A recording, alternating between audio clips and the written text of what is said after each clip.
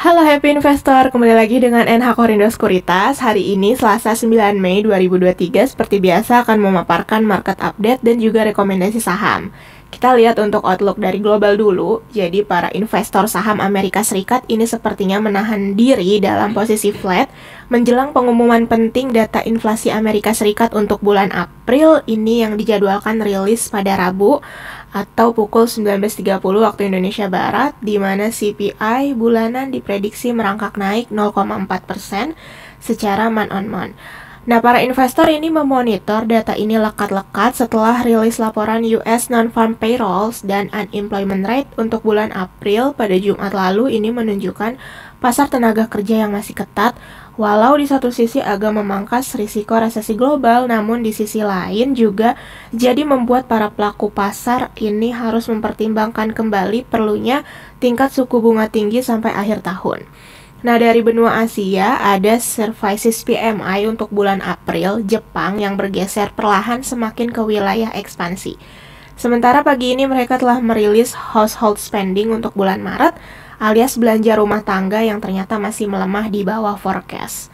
Nah, kemudian ada Cina yang akan menyusul dengan data trade balance untuk bulan April yang diprediksi tidak sekuat bulan Maret, dan melainkan diperkirakan ini berkisar di 71,6 miliar USD. Nah, pada siang harinya ini menjelang pasar Eropa baru dibuka, Inggris akan merilis Halifax House Price Index untuk bulan April yang merupakan indikator utama atas kesehatan sektor properti.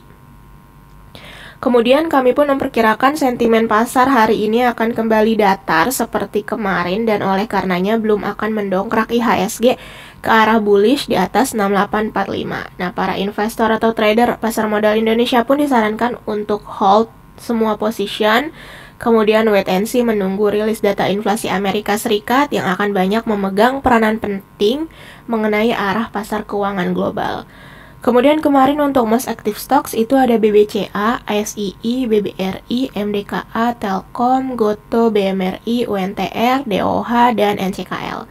Sementara transaksi foreign itu mencatatkan net sale sebanyak 462 miliar rupiah dengan top foreign sale-nya ada BBRI, ASII, Telkom, BMRI, Goto. Sementara untuk top foreign buy ada ICBP, INDF, ACES, Bumi, dan NCKL.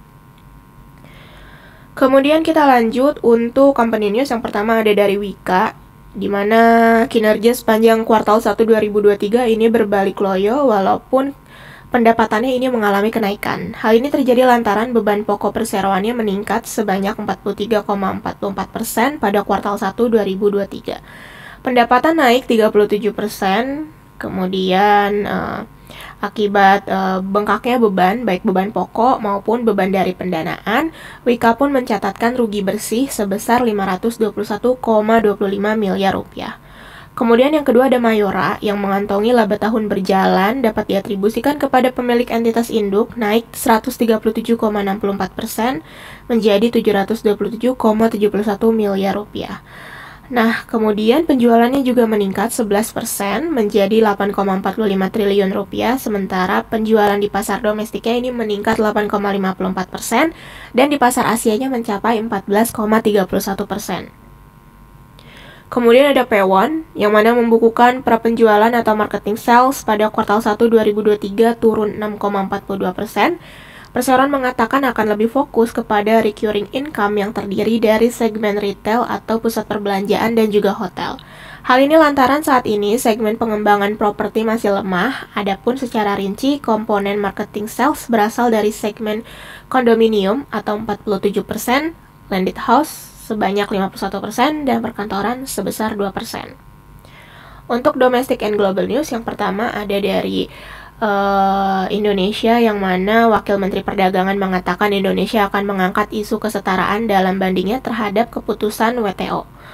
Nah, kemudian Indonesia telah memutuskan untuk memprioritaskan ekspor nikel dalam bentuk olahan untuk menghasilkan nilai tambah.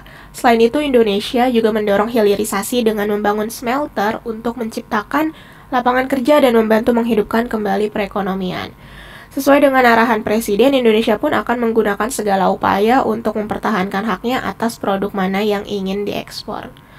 Kemudian untuk Globalnya sendiri ada dari Menteri Keuangan Janet Yellen yang menghubungi para pemimpin bisnis dan keuangan Amerika Serikat untuk menjelaskan dampak bencana dari gagal bayar utang Amerika Serikat terhadap ekonomi AS dan global. Menteri Keuangan ini melakukan percakapan dengan para CEO untuk memperingatkan mereka tentang konsekuensi bahaya dari sikap tidak hati-hati saat ini. Nah, sumber tersebut menolak untuk menyebutkan nama-nama CEO yang telah berbicara dengan Yellen maupun rincian mengenai percakapan mereka dalam beberapa hari terakhir. Nah, namun salah satu sumber ini mengatakan bahwa mereka termasuk eksekutif di sektor keuangan dan ekonomi yang lebih luas. Meski sumber tersebut tidak menjelaskan tujuannya, para pejabat pemerintah Biden ini telah berbicara dengan para pemilik bisnis tentang menekan Partai Republik untuk menaikkan pagu utang tanpa syarat. Kemudian kita lanjut untuk Global and Domestic Economic Calendar. Hari ini ada dari Cina mengenai trade balance, dan dari Indonesia sendiri ada Consumer Confidence Index. Untuk corporate calendar hari ini ada RUPS dari emiten PGJO, SFAN, SOSS, Tempo, dan Weton. Kemudian untuk cum dividen ada Akra dan Tugu. Untuk daily technical IHSG hari ini kami proyeksikan konsolidasi, yaitu menguji support dari level previous low-nya. Kemudian juga melihat apakah ada usaha bullish yang harus menguji resisten ke 3 MA-nya. Support terdekat di kisaran 6770 hingga 6730, resisten terdekatnya di 6800 hingga 6845. Advice untuk perdagangan hari ini bisa hold atau wait and see. Untuk rekomendasi saham yang pertama ada BBTN, di mana rekomendasi kami hari ini yaitu spekulatif buy dengan overview-nya menguji support dari level previous low dan resisten MA10 serta MA20. Target terdekatnya di kisaran 1260 hingga 1275, kemudian stop loss di 1200. Kemudian ada Astra International atau SII, rekomendasi kami hari ini spekulatif buy dengan overview-nya yaitu menguji support lower channel atau uptrend, target terdekatnya di 6375 hingga 6300, kemudian stop loss di 5975. Kemudian ada Indi, rekomendasi kami hari ini spekulatif buy. Overview-nya menguji support dari level previous low serta RSI-nya berbentuk positive divergence. Target terdekatnya di 2300 hingga 2330, kemudian stop loss di 1990. Kemudian ada WNTR, rekomendasi kami hari ini spekulatif buy. Overview-nya ini sudah mencapai target bottom, bisa rebound dari support yaitu dari level previous low, kemudian RSI-nya ini sudah berada di area oversold. Untuk target terdekatnya di kisaran 26.900 hingga 27.000, kemudian stop loss-nya di 23.700. Nah, kemudian ada Mayora atau MYOR, di mana rekomendasi kami hari ini sell on strength. Karena ini overview-nya secepatnya ini akan menguji resisten upper channel-nya atau uptrend. Untuk target terdekatnya ini di 2770, sementara untuk stop loss-nya di 2600. Oke, sekian mengenai paparan hari ini. Terima kasih.